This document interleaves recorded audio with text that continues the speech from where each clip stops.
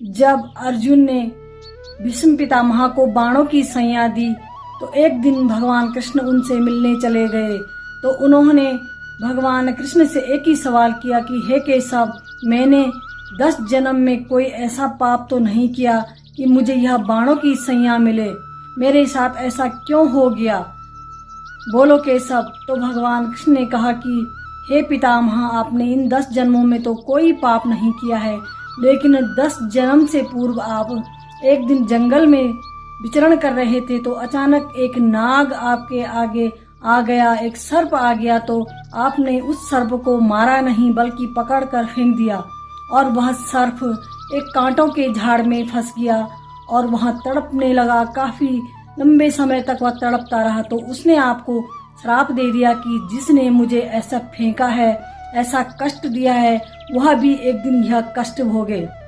लेकिन आपने इस 10 जन्म में कोई भी ऐसा पुण्य कार्य नहीं किया है कि आपका वह पाप कट सके। जब द्रौपदी का चीर हरण हो रहा था तो आप उस समय उस पाप को काट सकते थे, लेकिन आप उस समय भी चुप रहे, मौन रहे, इसीलिए आपको आज यह पाप कर्म भोगना पड़ रहा है, आपको यह कांटों की सैया मिली है।